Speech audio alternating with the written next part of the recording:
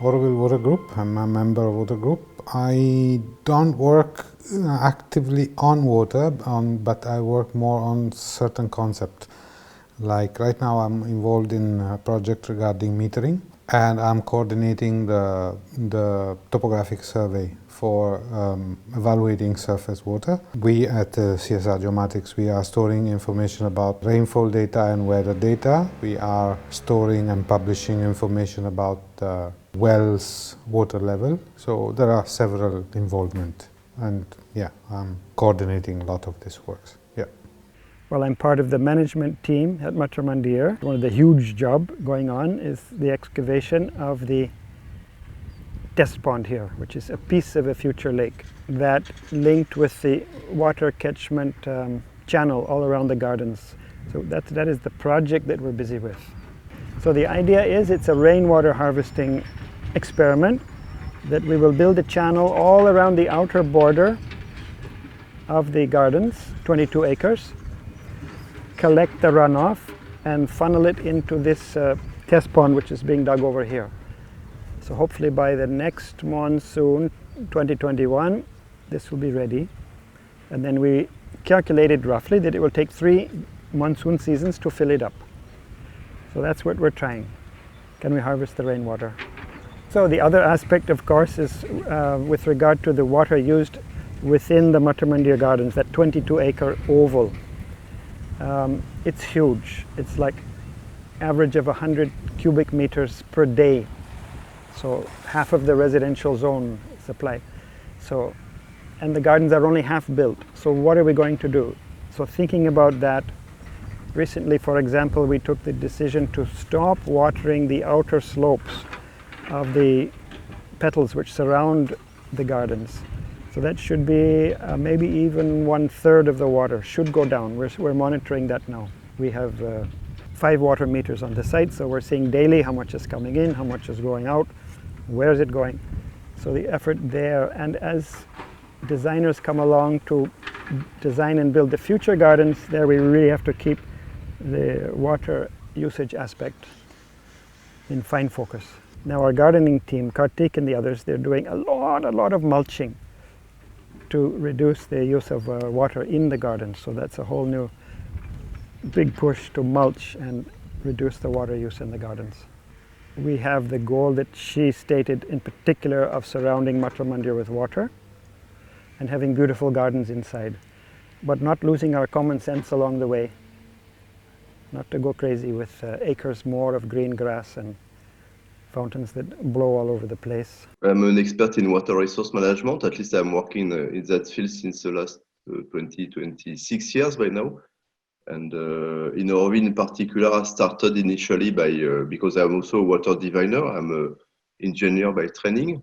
I work in the field of engineering since 35 years now, more.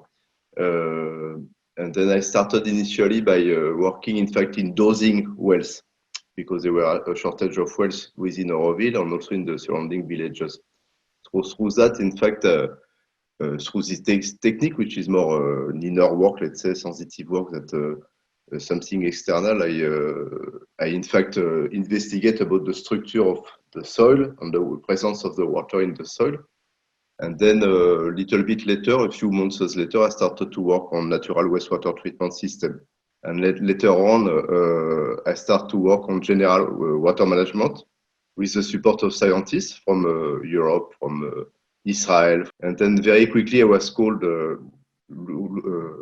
based on my background, to work on many countries on various techniques of water body rejuvenation, urban development, rural development, etc., related to water management, degradation of resources. We were very present. I say we because at that time I was coordinating harvest, Auroville water harvest. My work is focused as a consultant for l'Avenir and try to develop practical solutions in regard to, one, accessibility of information, try to change the pattern of practice in terms of exchange of informations, and also to try to favorize new ways to consult the populations. This should not be stay the only technical side or only on a bubble like l'Avenir, deciding about what is good, but to make it in consultation. That is one aspect. The second aspect is to use to act as a kind of memory for a group like TDC or l'Avenir or others, because in fact people have no clue of what has happened during the last 10, 20, 30 and more years.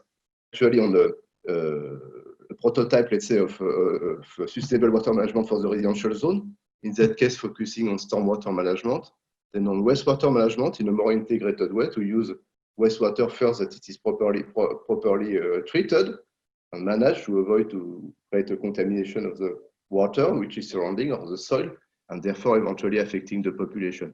And the last thing which is now going on is about sludge management, because we collect sludge, fecal sludge, wastewater treatment, the leftover from wastewater treatment since 1996, which is a long time, but we never treat it. So for the time being, since ever, it has been disposed in location like a temporary solution, but the temporary solution is now going on since, what is it, 26 years or something like that, which is, are you sure it is temporary?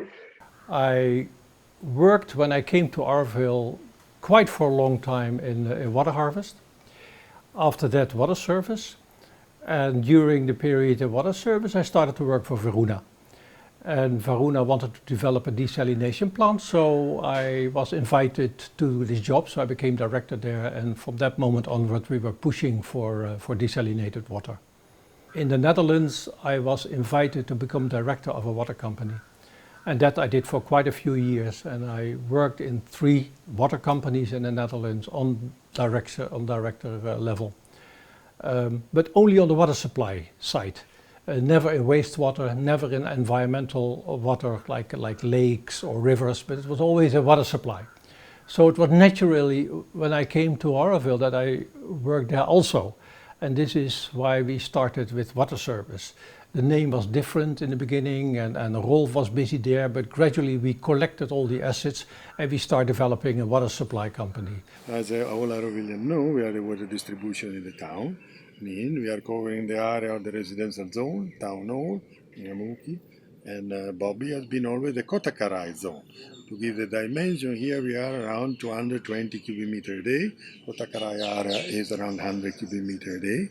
And we decided to merge and help each other, administratively from their side, technically from our side. And as generally our style was very similar. And I will say, for the last year or two, I will say, we are very happy with each other. And so we are covering something like 1,200 persons, 250 bills. And we do believe in a certain accountability also. So we are having a very reliable grid of water meters. We are reading the water meter at the end of every month, and everybody pay the amount that you use equally and in a certain way. That what does this mean? Mean there is no waste. We have absolutely no waste. Our piping is high quality, our infrastructure is high quality, there is no waste of water. And it's equally distributed, and there is a charge for it that automatically makes sure that people actually do take care of it. As we are supplying water to about 1,200 people, so one of our main priorities is to make sure that we always supply water, right? Which involves planning, finances, bookkeeping, bills, to make sure that the water is clean for everybody. Of course, you can imagine with supplying 1,200 people, we sometimes have some conflicts. So, not too big conflicts. We seem to manage to keep it running very well. I'm a forest steward of Silence Forest. And so as a steward, one of my responsibilities is to make sure that there is no runoff of water off the land as much as possible. So whatever water falls on the land, I should capture it and either store it or allow it to percolate into the ground. If water is coming from outside, then as much as possible I try and slow it down and retain it. So in some cases that's possible, in others not. So in my own example, in Silence, it's an old, mature forest, so there's not that much I can do at this stage as far as improving water retention. But I think as far as it goes, we keep almost all the water on the land, yeah. Whatever the pump problem, we go and pull out the pump and redo the pump repairing and all that. And also we are supervising to make a new borewell also.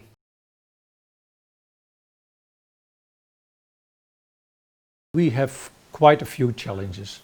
The three main ones is one, we have a resource problem. At the moment we are only extracting water from aquifers. Now there is a tendency that it ends somehow, somewhere, although we don't know exactly when and where. The second one is that we don't have a fully developed distribution system. When you want to migrate away from groundwater, you need a distribution structure. And the third problem is Auroville itself. In some cases we work very well together, but there are also cases where we work a little bit less together. So that we have also to solve. And these are the three major problems. There are more, but these are the three major problems. We have a resource problem, we have a distribution problem, and we should learn to work a bit more together. So you're always downstream of somewhere else unless you happen to be on top of a hill.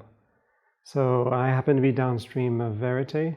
So I do get overflow from them in the monsoon, and I also get some of their wastewater treatment at certain points. So that's something which is a little bit hard to avoid, but maybe in future years I'll be able to work on their water retention as well, and they're open to that, I think. I have a canyon next to Silence where water runs off. It's Perinbroke land, and there's not a lot I can do about that at the moment. So it's a canyon which has a lot of rubbish in it, and people who go drinking and what have you, so it's quite a difficult place to deal with. There are a lot of forests in Auroville deal with very odd contour lines. I mean, there were bunds made on the land, but they were paid according to the meters of bunding. So often they don't go along the contour. They don't go along the slope, they go up and down the slope. So I have a few of those, but the forest is so old now, it doesn't really make that much difference. But there are a lot of bunds in Auroville which are actually making water retention more difficult sometimes. I mean, the forest group as a whole, we're just going to fit in where there's space, and where nobody objects, but that's always been our role, and I can't see that really changing. So it's like, yeah, we have this plan, that's like sort of big round thing on a hill. And the forest is supposedly in the green belt, but just doesn't bear any resemblance to the place we live in, actually. Just in terms of ecologically speaking, so. Only like a summertime, the water table goes down. So you have to run, many pumps get a problem. Because the water table, when it goes down, it starts to sucking air. Then we have to go there and lower the more deep. And also the surrounding village people, they have a deep well, so they're sucking all the waters. So in our well is not that deeper like villagers. So then we have to go more down and more down. So that's a big challenge for us, I think. And we need new equipment also. When you pull out the pump, so you have to use the tractor and all that. So we need machinery things. So that we have our dream to get many things. I don't know where we get the fund and all that. And also there's a newly developing a lot of on the beside of the roads.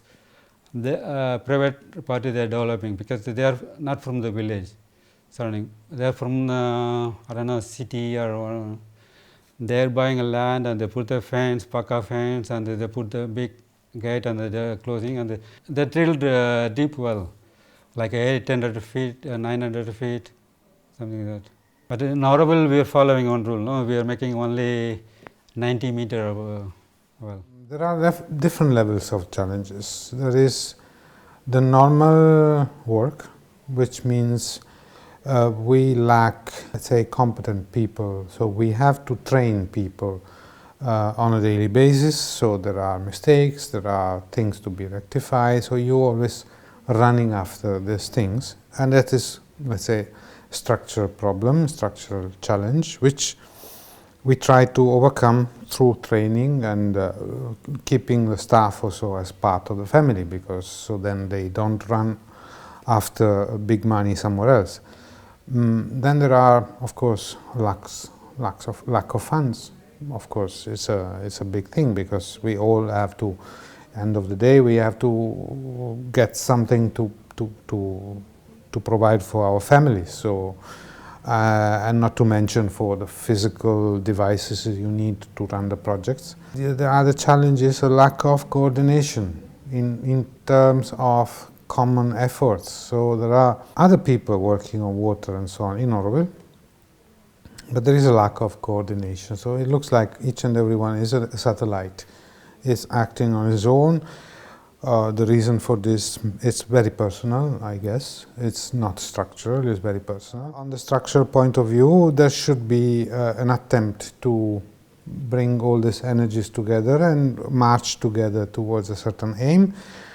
We in the water group are reflecting very deeply about this. We want to try this. We don't know if we are successful, we'll see. And then there are challenges in the cooperation. Sometimes there are the cooperation from the people we are dealing with sometimes is lacking. So in certain, I have certain example like when you have to monitor wells or you have to install sensors and so on, there is a certain work to be done. And sometimes people don't want to be disturbed in their privacy. But in the end, we are not doing this for our sake. We are doing this to benefit the whole community, and so sometimes there are small inconveniences till the system is set up. But sometimes people simply do not want to be disturbed, and that is a challenge, yes. Funding, you know, the funds have to be on hand to build. Test pond, for example, we're spending 5 lakhs a month, so that has to come in.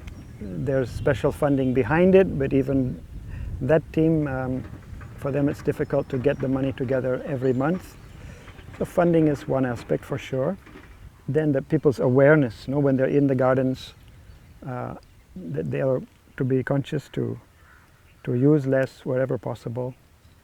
And this thing about the back slopes of the petals around all the gardens, trying to get somebody to try alternative plantation on the back of the petals. It doesn't suck so much water. So some experiment is going on in the Garden of Unexpected now, between finance and human attention.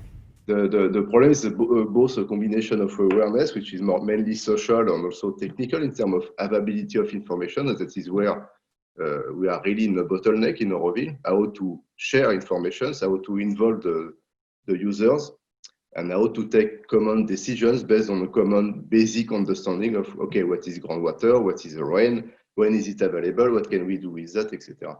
We are still very far from that. The water is not, most of the water is not visible. We don't have perennial rivers in our context. The water is flowing at max 2 weeks a year. So we have to find a way to make the connection between water and its availability and the usage to everyone, that we understand that it is complex. So that is a difficult task, which is both, let's say, technical, scientists, and also social, how to share information in a common platform. And then the common platform has to be usable, which is another aspect that we are also now facing a crisis, because the groundwater is very much depleted. And how to ensure that everybody has access to water, and at the same time that the usage of this water is not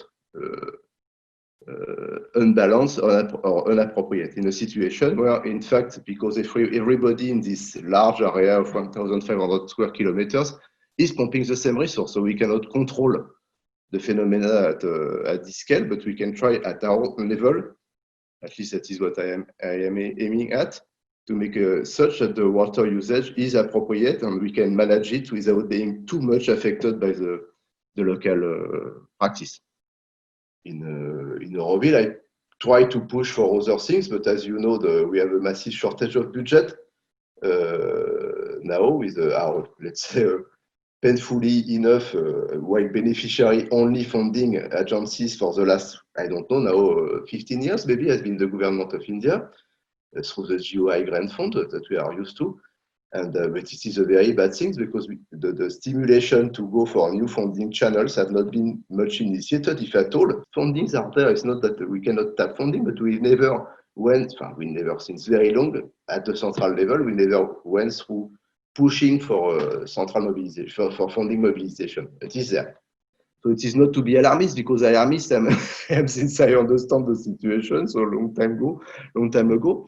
But it is serious, and we have not yet approved any direction further to address these problems for multiple reasons. One is because there are many lands that we don't own, and as we know by now, within the city area, for example, there are people developing borewells. There are several demands on the table from private companies or private owners to develop borewells for themselves, and we have no way to stop them. And then we have areas, on the contrary, where the water could be managed better, but it requires a massive effort, because of course the water is not equally present everywhere. We face the situation that we are not conscious enough of our own resources, and we don't act according to a level of consciousness that, I'm not speaking of supramental now, I'm just speaking of common responsibility. Say, okay, it is precious, so you take care, please. Precious with what? It means it's precious for life. There is nothing to talk about. It has no financial value with numbers, etc. It has an inner fundamental value which cannot be numbered, because it means nothing at this level. The main aquifer of directly under our feet, as it is today, it is the one which is called the Vano aquifer. It's a large aquifer, not very large, but quite deep.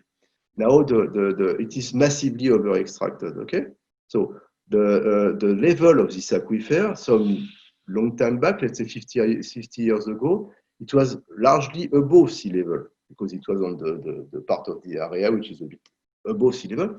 So it was largely above. By now, and I'm not joking, these figures coming from the Pondicherry government, the water level in Cedar Rapids, which is in this industrial estate, at the level of, let's say, Annapurna, this kind of area, Palmyra, etc. The water level is at 100 meters below sea level, 100 meters. And on the coast, it's the level where you have the industries along the coast. The level by now is at minus 90 meters. It is massive. It means in these conditions, the seawater, once it intrudes, I will not enter the details why it is not yet intruded. This is too complex and too technical. But the moment it intrudes in the system, you have a slope like that. You can imagine how the water will flush through, even if it is not at the surface, so you have rocks, etc. As it is, there is absolutely nothing done to limit it. So, which means we know that we are facing a catastrophe. I'm speaking of 700,000 people on thousands of hectares, which are depending completely on this single resource for this part, and there is nothing done. So then what happens? We wait for the catastrophe. Okay, there is an ongoing desalinization plant. It is stuck since long, and for me, it is not the right solution. Fine, not the right solution, because I consider that the cost of water produced by desalinization is completely excessive. You need a high technology, which is not really fitting, I believe, with our level of our capacity. You need highly qualified human resources, and you need to be able to have the funds to finance it. So you see what is now our main supplier through Varuna. Okay, suddenly they are not selling electricity with their windmills they have installed, which is beautiful as such, but we have not at all ensured our resilience, because it doesn't correspond to the fact that suddenly there is no money. It's not a matter of energy. So who is paying? It is you, it is me. Fine. And do we have the resources? No, we don't have the resources. So fine. And of course, if we shift to a much higher level of technicity, you can do it. But if you create a 100% dependency on that, I would say financially it doesn't hold. And socially it doesn't hold. You cannot feed 3,500 people, whatever, plus our multiple guests, with a resource which is so costly, and those villages around, they have no access to water because they cannot pay. Who is paying?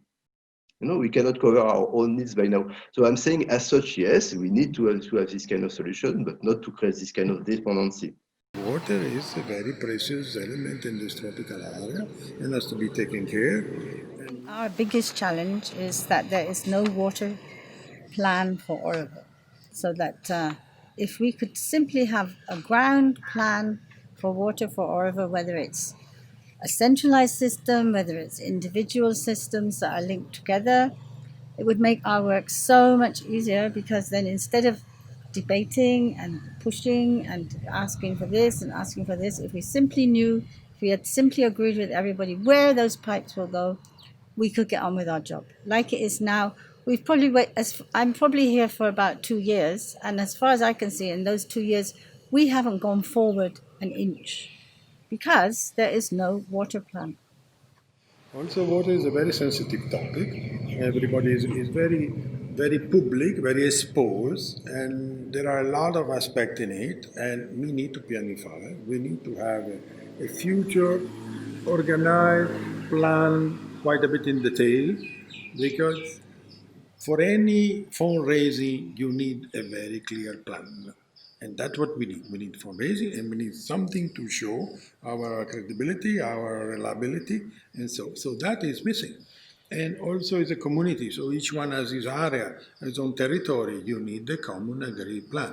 Otherwise, there is no way to progress in whatever plan we want to do. Each one will have his version. As you say, could be. We don't even pretend to be centralized, but we pretend to have a plan of something that can communicate and everybody can have access to water, pure water with a certain standard. And one of our aim is also not treated. We don't want to treat the water. We want to keep it as natural as possible, and at the same time has to be safe. So everybody has to filter it. And so I can go for a walk somewhere, and someone will say, "Oh, that pipe, that's Jack's pipe." You know, so a water pipe in the ground does not belong to a person. A water pipe in the ground belongs to Auroville, and this everybody has to accept. I mean, I could go down Kotakai and they could all say, "Oh, that's Bobby's well." It's not my well, you know, and this is really a big point that everybody has to accept that all those wells, all those pipes belong to Auroville, and they're not. And if it happens that it would be better for Auroville that this pipe was used to do something, I don't know what, then people have to accept that is better for Auroville and not claim pipes and wells and things like that. This is also a big problem.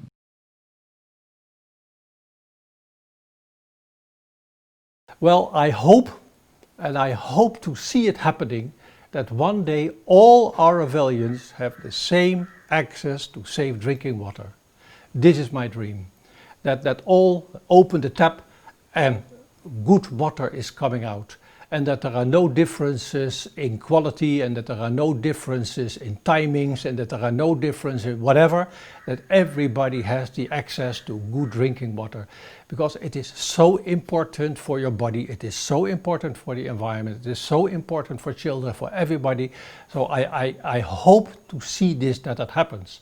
Within the constraints what we have, that we migrate away from the groundwater, and that we have desalinated water or even atmospheric water, but that all comes together for Auroville. And not only for Auroville, but also for our surroundings. Because if you develop a technology and you develop the resources, yeah, then you can easily share. It starts with the overall objective that we have for everybody good water. That starts. The second thing is that we define where the water is coming from. So that we have to define. Now that will be groundwater, of course, because that will not go away. So we need another resource. It can be desalinated water. It can also be other resources. Don't underestimate also rainwater inserted here. We want to develop a water resource, desalinated water, and sell it outside. And with that money, that we can give the water for free in Auroville. And we don't believe so much in rainwater. I will not say so much about it, because that is in storage very expensive and you never know when it falls. And you have always that storage and quality problem. So we want to focus on desalinated water. We are trying to manifest the mother's dream. She had said so clearly in 1970 or so that the Matra Mandir should be surrounded by water. Then, being totally practical as she was, she said, "You don't have the water now, we'll see about that later." So now we're in the later, trying to manifest the first step of this lake. So the chunk which is being built now is about 1/12 of the circle. So we're trying to manifest the first bit of that dream as an experiment, rainwater harvesting again, see how it functions, how to stabilize the water body as a living water body, plants, fish, floating islands of plants. Once during a cyclone some years ago, Cyclone Nisha, after the cyclone, I was on the top and there had been so much rain From the top of Matramandir, that excavation here, the previous excavation, was full of water, and in front of the viewpoint also. So you could actually see 200 meters of lakefront along the gardens, and it was beautiful, and you could really see, oh yeah, if we can do that, it will be a great thing.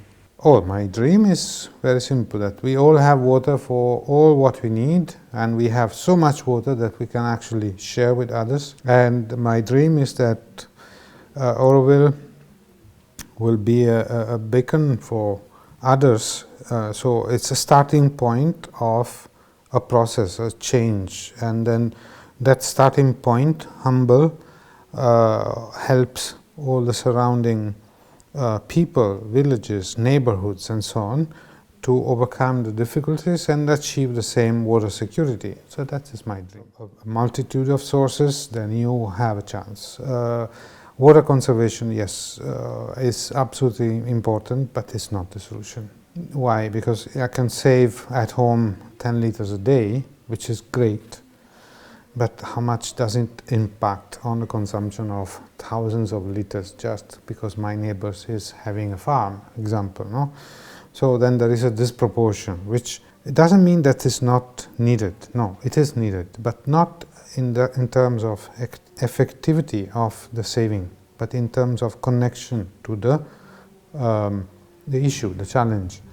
So absolutely is important, but we need to diversify the source to understand what are the demands, the needs, which kind of quality water they need for these demands, and where can we get that quality water, how can we bring that water there for this purpose without hopefully touching the best water, which is the groundwater. So that should be used as for drinking purpose, for domestic purpose, and as a background for all other things, from gardening, irrigation, washing floors, putting water on the roads to wet and prevent dust, or to fill up ant channels, to wash vehicles and so on. There are other quality, other waters of a different quality which can be used and which we already have without tapping into that beautiful resource, which is the groundwater.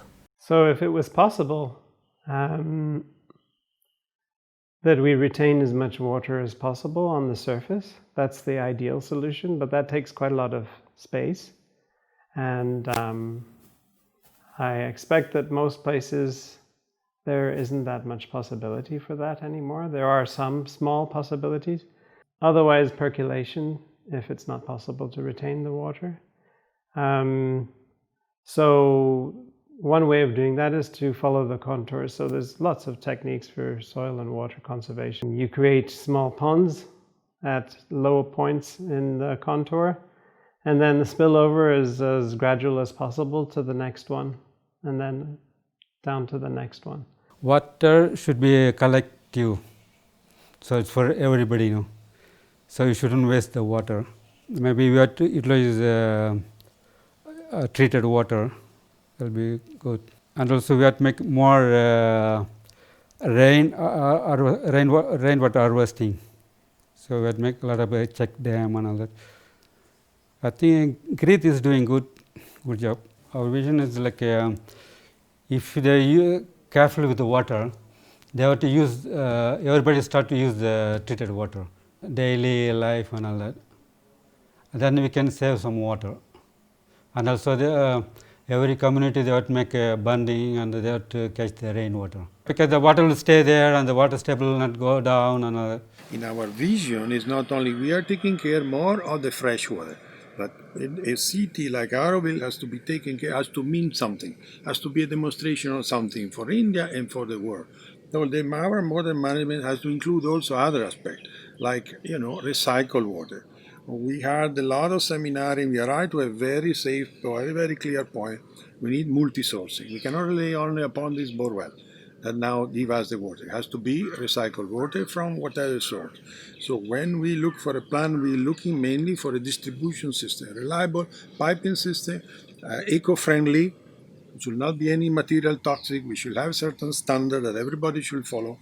The distribution piping should be for fresh water, and then we should have also a second one for recycled water. Then we have to tap multiple resources. This is related to an observation, is that the moment we put more attention, more awareness, more consciousness to any kind of elements, our own relationship, the way we work together, the way we take care of our water, of our waste, our etc., it brings a change because something starts to respond in the environment.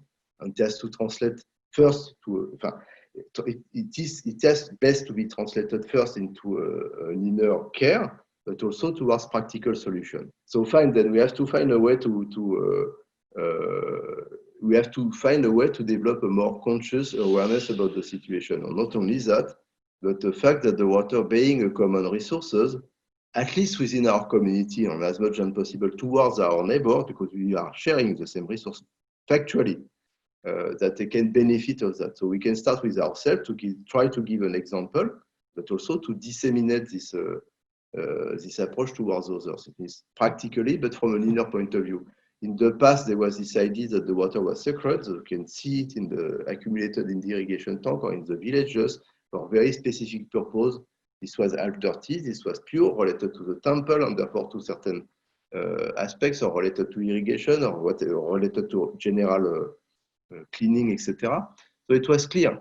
Now you don't see it, so how can we connect back to that?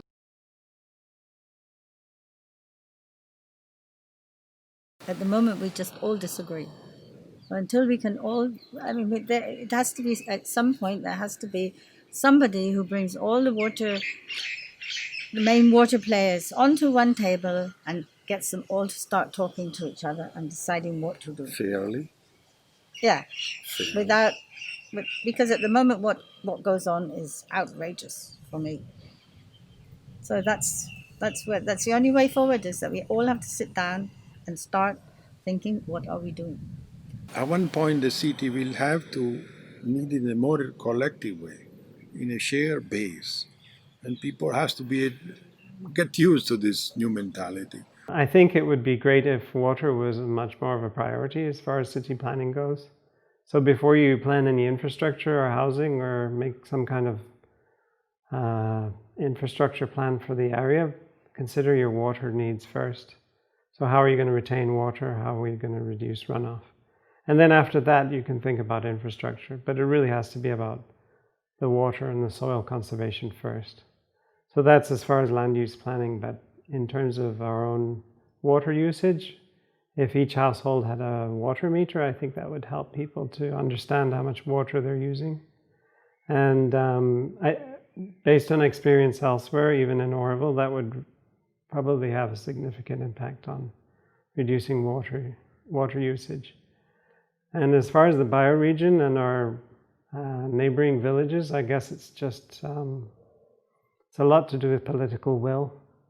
So probably some level of education, but also maybe lobbying where we can. But it's a bit of a difficult situation as far as powerful interests in the usage of water. And so water is subsidized, agricultural water is subsidized. And as long as that continues, it's going to be challenging to ensure that we save more water than we use. We're far, far away from that at the moment. This is a forest that we're attempting to grow a city in. It just happened that the foresters got started quicker than the developers. And so that provides us a real opportunity. But on the other hand, if planning was done according to the landscape rather than according to a rigid plan, that would really help us to make it more practical and save a lot more water. And so can we start to see those green areas as more of an asset rather than, I know in some circles they're seen as more of an obstacle. So actually they're really helping the rest of the city to grow. And so I guess, that's the main thing I'd take from the forest point of view is, look, we can really retain a lot of water and we can really help with our water balance in Auroville, but we will need help and we'll need to be able to grow forests in the places that really need them rather than where they're just out of the way and out of sight. We are in a situation of, let's say, a looming crisis due to weather, climate change, depletion of groundwater and so on. So we need to look at all possible sources of water, and when water falls from the sky in the form of rain, it's very important to see and understand where that water is going naturally, just depending on the gravity.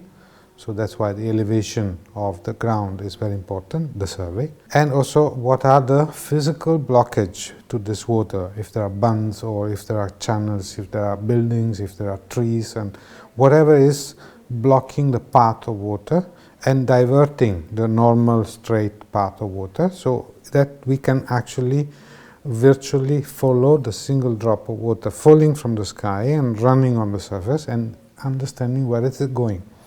So if there are more drops of water concentrating in one place, that makes a good place for, let's say, identifying a spot for a reservoir.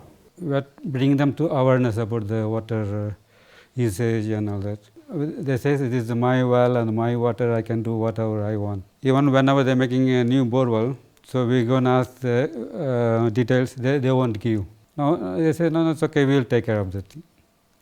After some time, they will come here. So my pump is not running and there is sucking air, not much water and all that. We are ready to help them to supervising how to make a well, how deep and all that. But the village, some people, they are not understanding what our idea. So we have to work hard to come together and all that. Anyway, one day the people will be understand. So it's not too far, but short time they will understand. Because it's not the season rain failed, then there's no other choice. Anyway, already started. It's not raining much. I think every year less and less. So the villages, surrounding village people also understand one day. I think the community should take awareness. They have to repair their tap, which is using for the good water. I mean, for the planting and all that. So they have to reduce the water to use for the plant, and also if better they can plant like which is taking less water instead of like they're having grasses, they're watering for the good water. Maybe for that they could use the treated water is better. Well, I would say it's for the community, the water group, to follow this rainwater harvesting experiment, to participate.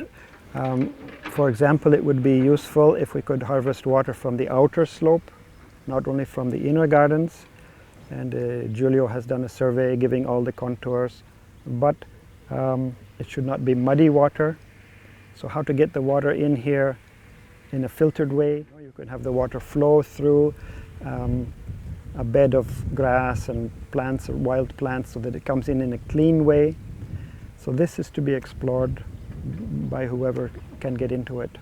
I would say the very first thing is to make to create an awareness which is related to the very local situation. What happens in your community? The way cannot be to continue to give the responsibility to one central power.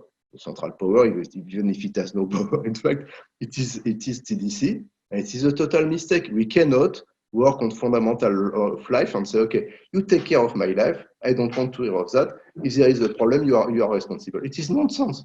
So it is a movement which is double. Fine, okay, clearly it will be somehow pushed by our own decision-making process, our own empowerment process, but also because people are not taken care of themselves. That finally, it is the business of everyone at its own level.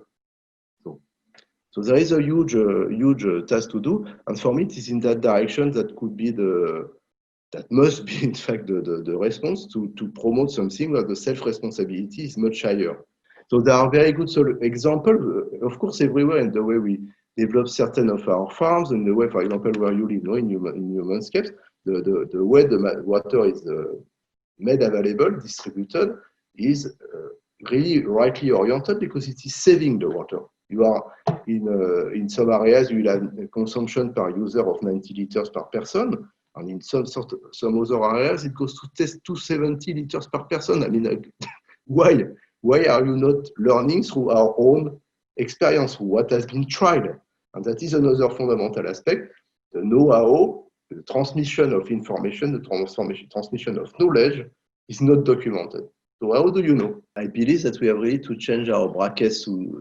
We have a difficulty to shift from an individual or small groups oriented approach towards something which is towards the entire community.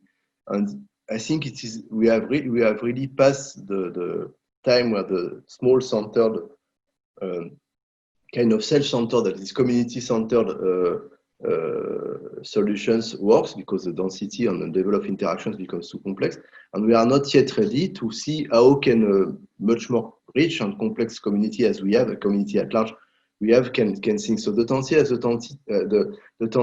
to approach solutions or problem solving always at a very limited scale. So how can we shift? And for me, it's a very serious element of reflections in terms of governance. How can we shift towards something where we can integrate more than our small bubble of 20, 100 people? And this is really difficult because everyone is finally still very much focused on his own story. I interact very often with all kinds of agencies in our area or elsewhere, anywhere in India. And people, if they know Auroville, which is not frequently the case, said, "But what are you doing? How come that we cannot benefit of what you learn?" If some kind of follow-up can be given in a kind of objective way, saying, "Yes, we face that, we try this," and then we are confronted to these things, to try to document somehow what we learn along the way, because we don't remember afterwards. We say, okay, it belongs to the past. That is not true. We need to step on. We have also to consider that Auroville is supposed to be a model for the world. I'm not saying a static model, but a dynamic, new, about the way to approach things. If we approach, I don't know, the government of Tamil Nadu to get a funding on, for example, on solid waste management, it is existing. There are large fundings available, but we have to be ready to tap it. Then we have these problems that we have the tendency to be enclosed on ourselves, and we have a problem of human resources. We don't have enough people to continue to develop the way we work now. Well, what we observe also is that when we propose interesting things to people, they are very much willing to come, to learn, to study, to participate, to give their know-how, to etc., etc. So which means to reflect on our position at this stage of development, where the needs becomes too complex for the number of people we can mobilize for that. But at the same time, we have eventually the capacity to give the direction and give the dynamic. But for that, we have to follow. There are many opportunities. What I said in the desalination, we still need quite some research. We need money. We need people before that all is going. Within Varuna, we have those facilities, luckily. But it's always good to have more people, and 2, 3, 4, 5 more people always makes things more possible. It's quite historic, actually, that after the test drillings and after the mini ponds, we have come now to a level where we can build or dig, is that how you say it, of the first lake segment. And if you have the chance to look at it, then you can see it is quite a surface what is being dug there. So it is one of the experiments what we are doing at the moment. At first, can we build that lake? No, I think that is not a big problem. But the second problem will come from, can we fill it with rainwater? And with the water we catch in the oval and perhaps also out of the oval.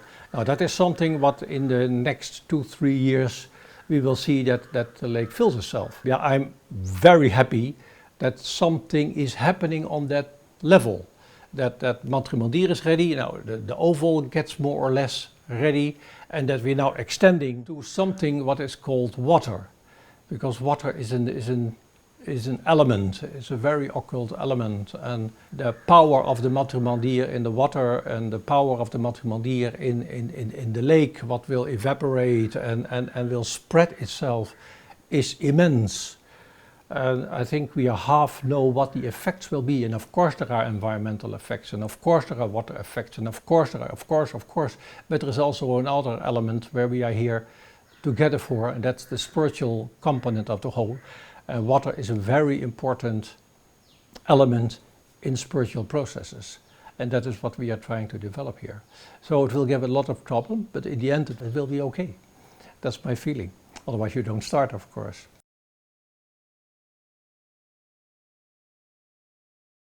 So we have to work together for the future. I think if we work together, it's better to understanding and all that. It's not individual work; it's like a teamwork, no? So everybody become together, and they have to play their role there.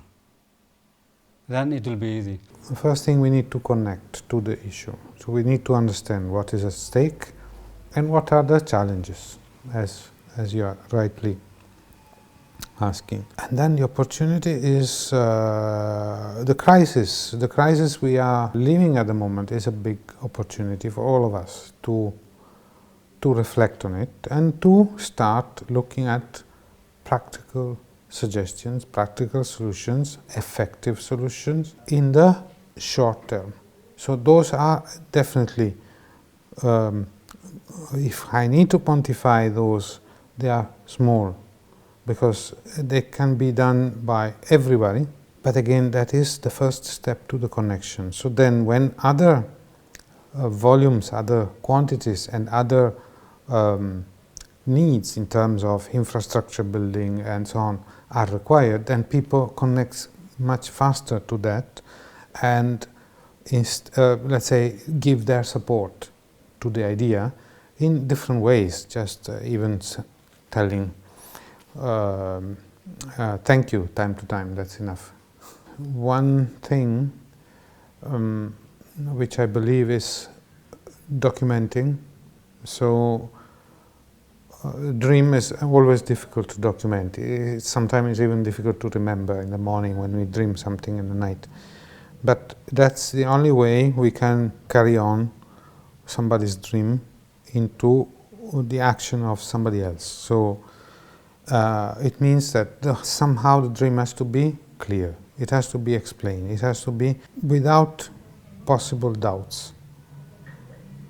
And that means interaction with the dreamer or the dreamers and understanding, and then putting it down and breaking it in smaller steps, small actions, and keep it going. It might take long, maybe I will not even see in my lifetime, but still, if the idea, if the dream is valid, it might happen, and that in the end is somehow Auroville. And so there are points in common in that perspective. If Mother hadn't talked about her dream and about her vision, yeah, possibly today we were maybe not here, but yeah, that should be an inspiration. Yeah. We just have to work together. We just have to work together. I see in all the projects, look, we had a highway here and now all kind of things going on. But as soon as Aurovillians starts to work together, really together on something, then things happening. Then somehow all the differences what we have, they stay, but something else comes over it, and that is, how do we do it together? Because we have all come to Auroville with an other connection than for yourself. So we come here for another purpose, for Mother's purpose. And that is with everybody. And as long as we are focused on that one, then the differences stay, but the other thing is getting more. So more people, more cooperation, then more money will come, then the process will be quicker, and then it will go, it will come. It starts already with a vision. And actually you have to go from vision to strategy, and from strategy to planning, and from planning to the projects. We need some expertise there, that is one. Although Auroville is not so big, although including villages you can still oversee it, it is not that you have to do half India or something, but it needs qualified engineering approach. Because when you have a pipe in the ground, it will stay there for 100 years. So you better be on the right place. You better have it at the right capacity, and you better have it on the right quality. So we need good engineering qualities to develop our water plans. And that can be quite simple, but they need to be there. The second thing is, in the projects, we need for distribution system and for the resource development, we need some money. And that can be fundraise money, or it can be GOI money, or it can be any money what is available. And there we also should work together. There are quite a few parties in Auroville who are very good in fundraising. Yeah, we have to brief them, and that they have to get good projects, and then it will go. Then we need an organization who can do it. But I'm talking here now about water supply, but the same accounts for wastewater, and the same is for environmental water system. So good engineering base, work together, that we can give the briefing and that we understand what the planning is, and then a good definition of the projects, and we need an organization who can do it. Well, let's now make a water organization which implement those projects, and that every year you see that something has improved.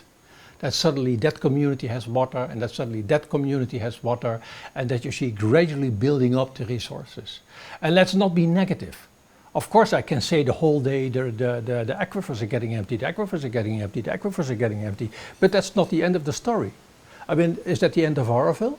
No, of course not. We have so much water. We have a big sea here. We have more than 50–60% in the air humidity. I mean, we have resources all around us. We have to see how we develop them. Now, that is what the organization has to do. And it is not so difficult, I tell you. We had to have, again, a plan, because authority need a plan, has to be on a table. Opportunity, as you asked me, opportunity are there. But first also, people, we have to show reliability. We have to work together, have a plan where we agree, has to be on the table of our whatever authority are running out of it, because they need to see that. It has to be ready. Opportunity, I'm sure they are there. There is things around, there are funding, there are also, but has to be also from our side, our share reliability. Accountability, and we have to show we can be able to do that. First, we have to sit all together to a table and willing to do so. It's not happening, actually. It's not yet happening. Well, let's get the vision first. Then we'll think about the implementation. Once you have the vision, at least you've got something to implement. Now, we don't have anything. We have several challenges. One is the accountability of amount of water. One is also the material, the standard. Nowadays on the market you have 3 quality for the same material that is eventually not even healthy material or something. So it's very important we implement something that means something. Well, I hope with your citizens' assembly you find a way to bring the people together. I think that's the thing that you need to concentrate on the most. Certainly not to give the full, let's say, moral, to speak like that, moral responsibility to one person or to a group of so-called experts or so-called knowledgeable persons. It will not work. You look at the number of people who have a true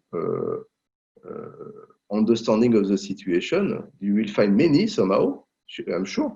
But nevertheless, to see how to agglomerate all this information in a digestible form, simple enough that anyone can relate to that, needs to be done, and can be done only by the users themselves. What do we know, what we don't know? You see? So that is practically something where it is necessary to shift paradigm, that the working groups are not decision makers. They can be somehow to push it, but this is more a matter of organization. How practically can we transfer the kind of common understanding towards practical solutions? So for me, it's not a matter only of to be sure, but it is to move forward, not to stay static, and we are quite static these days since a while. Stay static with saying, okay, you know, it has been working for whatever number of years, and so it will work forever. That is not true. So, but whatever effort is made towards something out of the box somehow, or at least in a more innovative way, that's what we made since so long, can only help to bring a change. First, more creativity. Second, much more mobilization, because it becomes interesting suddenly, and eventually because it helps to tap technical, financial, or resource persons which can be of help because there are a level of combinations we never take care of. How can we tetherize the know-how we gain through this experience, and to say, okay, how can we keep elements of higher value accessible to anyone, anytime? So it means, of course, to develop a system of access to information which is much more systematic, but also to extract the highest element out of that, and to say, never stop there, to say, okay, now, 5 years down the line, where should I be with what I learn? And not in a rigid way, because the moment it starts to be rigid, it is dead. And that is many things we have launched and initiated. We can only observe. We said, okay, here is the right way. For example, in one of my domain, which is wastewater, at the beginning, it was, of course, oriented towards the needs of Auroville. At that time, it was in the 90s. So, sorry, we are a bit later on. And what was the orientation was local, community-based, oriented wastewater treatment system. Fine. Bon. It was absolutely fitting with the context at that time, but where are we today? So we are in a context which is completely different, because slowly but progressively, the densification of population is happening. Then we end with systems where, for example, speaking of wastewater system, we have 42, if I remember, wastewater treatment systems in the residential zone sector 1 and 2, which is absurd. There are 1,000 people who have already 42 systems. And the borewells in the same way. How can we shift towards something which is not centralized, because it makes no sense at this stage, or probably later, to centralize things, but something which can evolve in a much more flexible and creative way. And so we have to create this flexibility, because we don't know how things are evolving. We have no clue. Participate in the monitoring, as the main construction is just being dug and it will be lined, but then to follow through on the making it into a living water body. Garden of Unexpected in the third garden being built now has a very shallow pond, so there's no danger. But here we will need participation in figuring out how to keep this safe for everybody. And we keep trying things, experiments, step by step. Nobody can figure out what's happening after 5 years or 10 years or 20 years. Wow, we need a revolution in the town hall. Right now we have a great opportunity. There is no TDC, essentially. There's 1 or 2 people. But I do think that this is a ripe opportunity for us to take a new direction and start to plan our city according to the environment that we live in, rather than according to an abstract plan. I think that it's possible that they can work together. But I really do think that the emphasis on infrastructure, roads, and that kind of stuff has to come after we've thought about the green infrastructure first. So I do think that the time is right for that. As far as redressing our water balance in the area, well, we're just a very small part of a much bigger water catchment area. So although we can have an impact within Auroville, as far as the bioregion, I'm not sure how much impact we can really have without a much broader regional approach. And I don't think that's really, again, political will is a problem outside of Auroville. If we're serious about water, we need to be serious about green, about forests as well. They come hand in hand.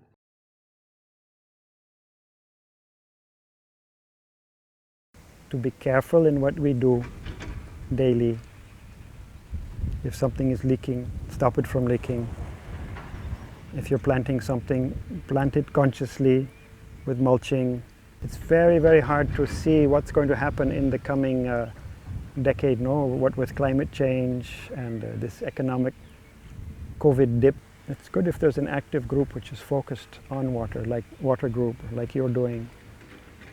Keep us aware not to make steps in the wrong direction. Have the courage to make experiments of all kinds. People should understand about the daily usage of the water. So they have to take care for the future, for our children and the other children's future lives. All the water body or water group, whatever it is, so they should come together and plan for the future. So work together and share the water everybody equally. So that's my dream.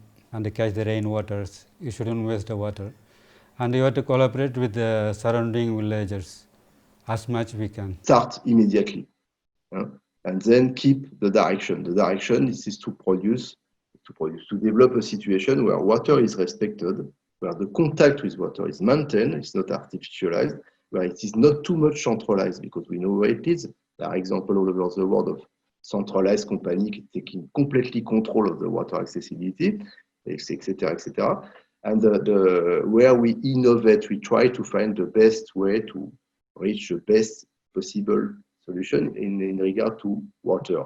Water as an element, this is a sacred element, and water in terms of physical requirements also. It's time that we change whatever in fact aspect of our community into to something much more proactive, much more aligned. If recommendations can come from this group, of course it is good that you consult level of expertise, but an expert is not the one to give you a solution. And the government, whatever you call it, is a government. It's not there to find solutions. It's just to make it realistic and realizable. Please, let's sit together, because there is brains enough and people who can do projects enough here in Auroville, really. Get together, not quarrel all the time. Yes, that's the main thing. The main thing And is trust to- each other to work together, not try to push each other away. I think it's a very beautiful trip if we do it all together. There's so many interesting things we can incorporate and do. I guess the key message is soil and water, which I see is coming together. They're the base of what we live on. We can't do without it. So it really has to be where we start as far as planning goes. And as far as investment in infrastructure, we need to retain as much water as possible. And what we can't retain, we need to try and percolate that into the groundwater below. And that will take a big change in the way we think about town planning compared to the way we've been doing it for the last 50 years, as far as I understand. I mean, I guess the main point is to just try and stop as much runoff as we can. There's another point which I do have in my mind, but I'm not sure how much it represents the forest group. It's a bit like this whole thing about food as well, you know, it's like, oh, we're going to grow all our own food. It's just unrealistic and unreasonable. You know, we're not a closed system. We're totally open and we're interacting with all the people all around us. It's the same with water. If we're only talking about water within Auroville, it doesn't make any sense. Implementation is, in my view, it's always, let's say, split in two parts. There is the official, the bureaucratic part, which is delegated to somebody. But then there is the unofficial, the reality, the daily routine, which is delegated to all of us. These two components, they have to be in harmony.